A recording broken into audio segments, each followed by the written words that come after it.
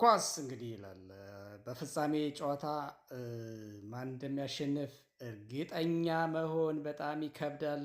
በጣም ፈርቼው ነበር ይሄን ጨዋታ ከጅምሩ። እንደተፈራውም እንግዲህ ማንቸስተር ሲቲ አርሰናል 2-0 በሆነ ውጤት አሸንፎ ዋንጫውን ወስዷል። በቃ ወሰደ ነው። ኳስ እንደዚህ ነው። የ90 ደቂቃ ክስተቶች የሚወስኑት ነው። እውነት ለመናገር አርሰናል አሪፍ አልነበረም። አሪፍ አልነበረም። ዋንጫ ከፊቱ አስቀምጦ እየተመለከተ የሚጫወት አይመስልም ነበረ። እንግዲህ ማን ላይ እንፈርዳለን አናውቅም።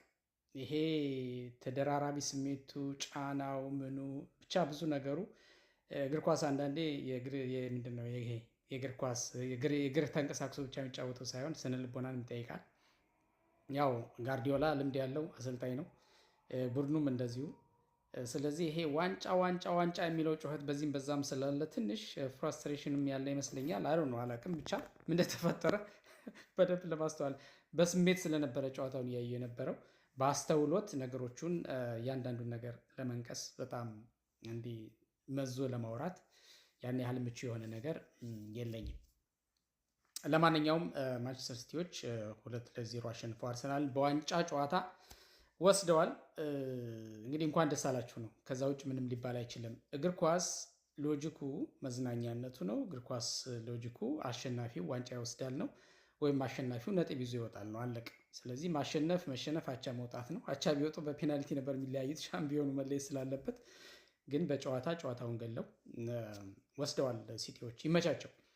ለማንኛውም ወደ ቁም ነገሩ ስንመጣ እንግዲህ ማይክል አርቴታ አንዳንዴ በቃ እንኳን በዋንጫ ጨዋታ አይደለም በሆነች በአንድ ሲንግል ጨዋታ እንኳን 3 ነጥብ ሉዝ ሲያደርግ ወይም ደግሞ 2 ነጥብ ድሮፕ ሲያደርግ አቻ ሲወጣ የሚወርድበት ውርጅብኝ ብዙ ነው። አሁን በቃ በመንገዱ ተከፈተላቸው።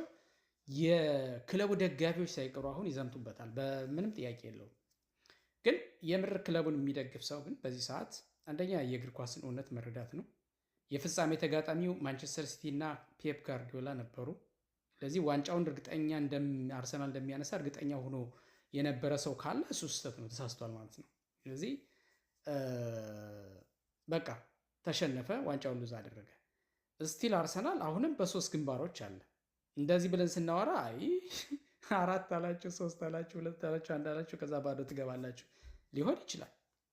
ባዶ ሊገባ ይችላል። ግን ምንጊዜም ቢሆን ክለብን መደገፍ፣ ክለብን መውደድ፣ ማሊያን አርማን መውደድ ማለት ከነ ችግሩ መደገፍ ማለት ነው። ከነ ችግሩ ማለት መደገፍ፣ ያው ችግሩን ክሪቲሳይዝ ማድረግ ተገቢ አይደለም ሳይሆን ችግሩን ክሪቲሳይዝ ብናደረግ ባለንበት ሁነን ክለቡን ዝም ብለን በሶሻል ሚዲያ ብናዋክበው በቃ ምንም አያመጣም።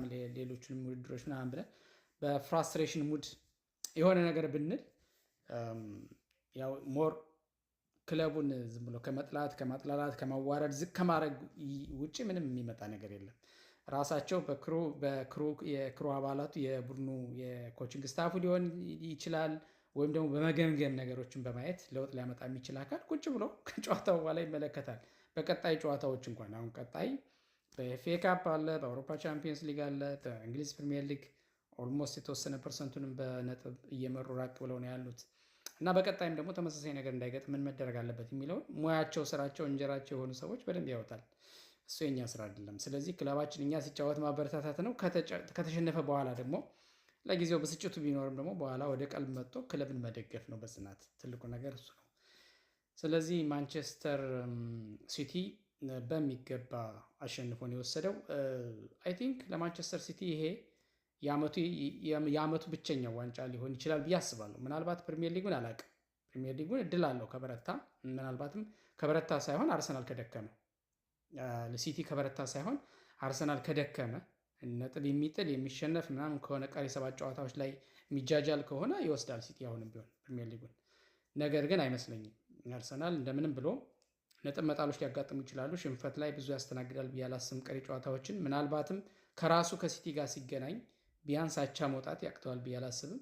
እንደ ዛሬው ድጋሚ ካልተጃጃለ ግን አሸንፎትም ሲቲ አሸንፎትም ቢሆን አንድ ቀሪ ጨዋታ እየቀረው ኦልሞስት ልዩነቱ ስቲል 6 ነው። ስለዚህ ቀሪዎቹን ተጋጣሚዎቹን ማሸነፍ ከቻለ በእንግሊዝ ፕሪሚየር ሊግ ያለውን የ22 ዓመታት የዋንጫ ጥማት አርሰናል ይቀርፋል ብዬ አስባለሁ። ሌላው ነገር ባይሳካ ቢያንስ ይህን ካሳካ ለእኔ ቢግ ዲል ነው በዚህ ዓመት።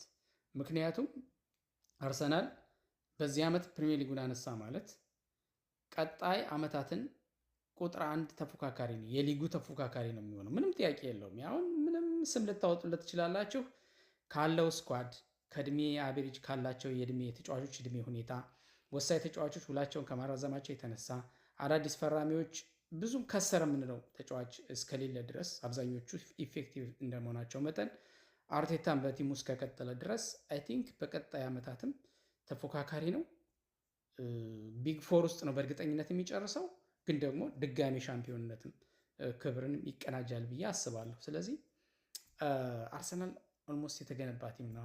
ዮሐን ራይት እንዳለው በቃ አርሰናልን በቃ በአርሰናል ቤት ውስጥ ትራንስፎርሜሽን ተካሂዷል። በቃ ኦልሞስት አርሰናል የሆነ አርሰናል ዳውን አድርጎ ሌላ የሆነ አርሰናል መጥቷል፣ በቃ ተወልዷል አይነት ነገር ነው እና እኔም በዚህ ስለማምን ነው ብዙ ጊዜ እና እኔም በቃ ሁል ጊዜም እንደምለው አርሰናል ይህን ማሊያ በቃ ይህን አርማ ሳይ ለምን የትም እዛ እንትን ታችኛው ሊግ ላይ አይጫወትም? በቃ ክለቤን ደግፋለሁ፣ እወዳለሁ።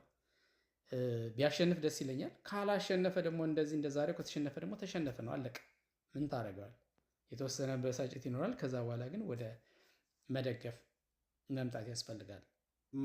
ስለዚህ ማይክል አርቴታ ስቲል ባለውለታችን ነው። አሁን በካራባው ካፕ እኔ ይገርመኛል። አሁን የዚህ ሶሻል ሚዲያ ላይ ሳይ በዋናነት አሁን እዚህ ጋር ድምጻቸው ከፍ ብሎ የሚሰማው ከማንቸስተር ሲቲ ደጋፊዎች ይልቅ የማንቸስተር ዩናይትድ ደጋፊዎች ናቸው። የማንቸስተር ዩናይትድ ደጋፊዎች ምንድን ነው የሚሰሩት እዚህ? አሁን አንደኛ ሲቲ ጠላታችን ነው፣ ጨዋታም ጎረቤቶቻችን ናቸው፣ እንደዚህ ናቸው ምናምን ይላሉ። መጥተው ግን ለሌላ ቲም ጋር ሲጫወት ደግሞ ቲፎዞ ይሆናሉ። አሁን አርሰናል ከመጥላት የመጣ እንጂ ማንቸስተር ሲቲን ከመደገፍ የመጣ ነገር አይደለም። ይሄ እኔ ሪል እግር ኳስ መደገፍ ነው ብዬ አላስብም። የራስን ክለብ መደገፍ ነው ከሌላ አገኒስት ከሌላ እንትን ጋር ሲገጥም እንጂ ሌላ ቦታ ሄዶ መቀላወጥ እንትን ማለት በሰው ድግስ እንትን ማለት እና አይ ቲንክ እኔ ይሄ ብዙም የእግር ኳስ ላይ ጣዕም ያለው ነገር ነው ብዬ አላስብም። እና በቃ አርሰናል እኮ አሁን የምናወራው እኮ አርሰናል እኮ ብዙ ክለቦች መንገድ ላይ ሲቀሩ ተንጠባጥበው ሲቀሩ በጽናት ስለመጣ እኮ ነው። ፍጻሜ ድረስ ስለመጣ እኮ ነው። ፍጻሜ ድረስ መጣ፣ ከሲቲ ጋር ተገናኘ፣ ዋንጫ ሉዝ አደረገ። ኢትሃፕን በቃ ኢትሃፕን። እንደዚህ አይነት ነገር ከዚህ በፊት የተከሰተ ነው፣ አሁን ሊከሰት ይችላል፣ ወደፊትም ይከሰታል። ስለዚህ በቃ አለቀ። እስከ ፍጻሜ መምጣትም እኮ ክብር ነው። በነገራችን ላይ ሩብ ፍጻሜና ከዛ በፊት የቀረ ቲምና እዚህ የደረሰ ቲም የሚያገኘው ሽልማትም የሚሰጠው ክብርም ሁሉም ነገር ቢያንስ አሁን የብር ሜዳሊያ ይዘው ነው የሚወጡት ከ50,000 ፓውንድ ገንዘብ ጋር የብር ሜዳሊያ አጥልቀው ነው የሚወጡት። ዋንጫ ያነሱም እንጂ ይሄ በራሱ ሆነር ነው፣ ክብር ተብሎ ይጻፋል እኮ። ይሄ ምንም ይሄን ያህል ቢግ ዲል አይደለም። እኔ ትንሽ ቅር ያለኝ ምንድን ነው ከጠበቅኩት በታች አቋም አሳይተው መሸነፋቸው ብቻ ነው እንጂ ተጋድለው ተዋድቀው ማለት ጥሩ ደስ የሚል ፐርፎርማንስ አይቼ ቢሆን እኔ ጭራሽ ምንም ቅሬታም አይኖረኝም ነበር። ግን ኦኬ። ስለዚህ ይሄ ዋንጫ ለሲቲ ይገባ ስለነበረ ሲቲ ወስዶታል። አርሰናል አሁን በዚህ የሞራል ስብራት ውስጥ የሚያልፍ ከሆነና ምናልባትም በቀጣይ በፕሪሚየር ሊጉም በሌሎችም ጨዋታዎች ድክመትን የሚያሳይ ከሆነ ያው አጨብጭቦ ሊገባ ይችላል እንደተለመደው። ካልሆነ ግን የስነ ልቦና ጥንካሬውን አምጥቶ በደንብ ጊዜ ወስደው ያው የተወሰነ ኢንተርናሽናል ብሬክም ያለ ይመስለኛል። ኦፍኮርስ ሻምፒዮንስ ሊጉም አለ ምኑም አለ። የአርሰናል የጨዋታ በናግብር ያው ታይት ነው። ግን ምንም ተባለ ምን አሁን ወደ ራሳቸው መጥተው ሰፊ ዝግጅት አድርገው ቢያንስ እጃቸው ላይ እየገባ ያለውን ፕሪሚየር ሊጉን ሴኪዩር ማድረግ ያስፈልጋል። ኤፍኤ ካፑንም እንደዛው። የአውሮፓ ቻምፒዮንስ ሊግም ሜይ ቢ እስከ ፍጻሜ የሚሄዱ ይመስለኛል። ግን ፍጻሜው ላይ አይ ዶንት ኖ ከማን ጋር እንደሚገጥማቸው አላውቅም። ትንሽ እሱ ከባድ ይሆናል። ወይ ግማሽ ፍጻሜ ላይ ሊሆን ይችላል፣ ወይም ፍጻሜ ሊደርሱ ይችላሉ፣ አይታወቅም። ሻምፒዮንም ሊሆኑ ይችላሉ። ግን ፕሪሚየር ሊጉ ኦልሞስት እጃቸው ላይ የገባ ነው። ስለዚህ አቅማቸውን ሞራላቸውን ሰብሰብ አድርገው ለዛ መፋለም ነው የሚያስፈልገው። መላ አርሰናል ደጋፊዎች በአርሰናል ልትኮሩ ይገባል። ምርጥ የዓለማችን ምርጡን የአውሮፓ ምርጡን ክለብ እንደምትደግፉ ነው ማሰብ ያለባችሁ። ኢሶኬ ያጋጥማል እንግዲህ በፍጻሜ ዋንጫ ማጣት ያለና የነበረን ወደፊት የሚኖር ነው። ድል ለአርሰናል አሁንም ወደፊትም በየጨዋታውም ድል አለ ለማለት ፈልጌ ነው። የግድ ፍጻሜ ላይ ብቻ አይደለም ድል ያለው። ይመቻችሁ። ያጋጥማል።